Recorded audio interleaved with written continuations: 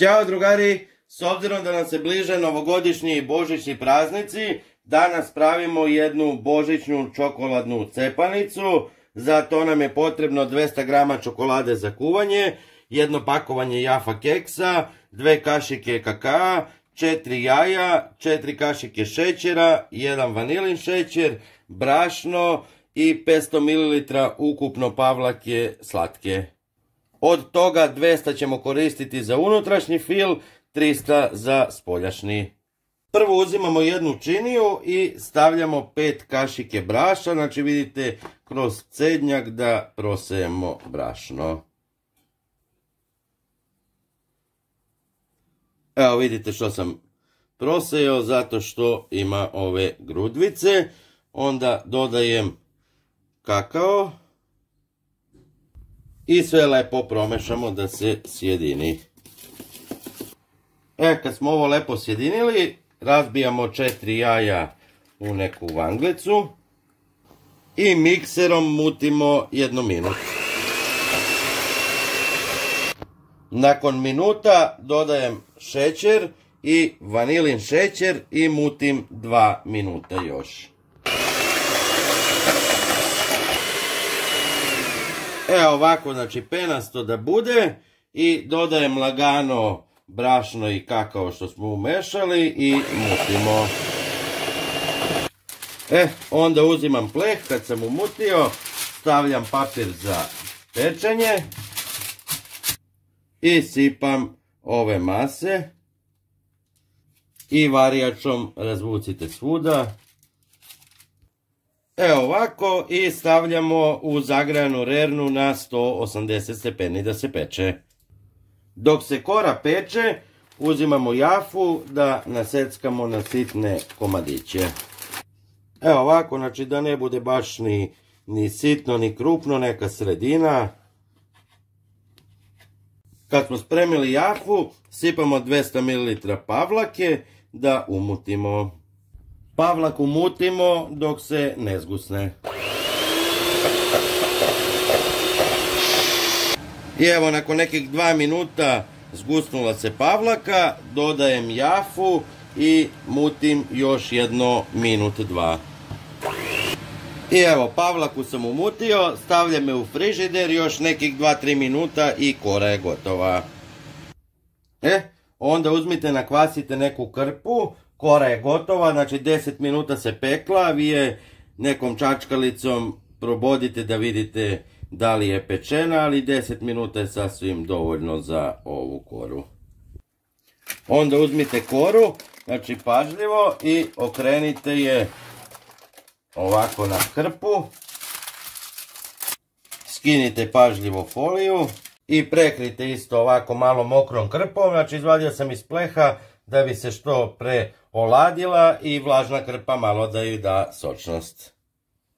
I evo nakon nekih 5 minuta kora se prohladila i opustila, znači mekana je. Slobodno ovako nek ostane sve na krpi.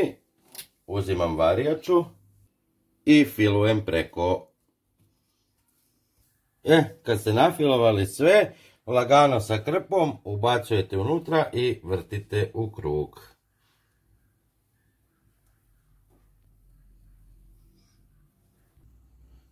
Ovako i sklonite sad sa krpe na nešto i stavite u frižider jedno pola sata da odstoji dok mi spremimo spoljašnji fil. Onda znači pola od 300 ml sipajte u jednu šerpicu da zagrejemo na šporet, možete i u mikrotalasnoj, ali ja ću na šporetu za one koji nemaju mikrotalasnu da vide kako to izgleda. Evo ovako, bukvalno nakon 2 minuta krenulo je da ključa, sklonite sa vatre. I odmah, znači na sitne komadiće lomimo čokoladu i dodajemo u pavlaku. I varijačom mešamo lagano da se lepo rastopi. Evo ovako vidite kako stvarno dobilo lepu glazuru. Ostavit ćemo jedno 2-3 minuta samo malo da se prohladi i nastavljamo dalje. Evo ovako, znači prošlo je nekih 3 minuta i dalje je topla, ali nije vruća. Sipam u ovih 150 ml pavlake.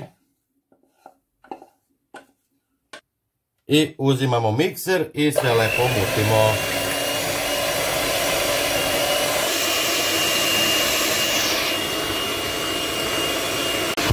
I evo drugari, nakon 5 minuta mućenja sasvim se lepo umutio šlag. Ostavite nekih 5 minuta da odstoji i idemo na dekoraciju. I evo drugari, nakon pola sata, znači rolat je baš hladan i stegnut i secite jedno 2-3 cm sa jedne i druge strane da izravnjamo rolat. I onda znači najbitnija stvar na ono što ćete vi da servirate, da li je to tanjir, oval, šta god, ja ću na ovoj dasci. Uzimam masu i stavljam ovako po sredini malo. Evo ovako i onda stavljamo rolat preko. Malo natisnemo. I sad filujemo s polja. Ovako, znači svu pavlaku utrošite i onda vucite čistom ovom špatulom da napravimo kao koru od drveta. Slobodno malo natisnite sa svih strana. I to je to za sad, idemo dalje. Ovako kad smo dobili koru, možete keks sa strane kao piljevina ili trina, kako ovo zove.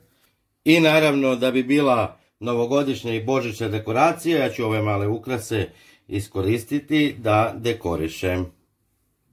Stavit ću ovo Merry Christmas ovdje. I evo drugari, vidite kako je ispalo na kraju. Zaista je veoma jednostavno za pripremu. Napravite, dekorišite. Neka vam je srećna nova godina i božićni praznici. I vidimo se u sljedećem videu. Pozdrav!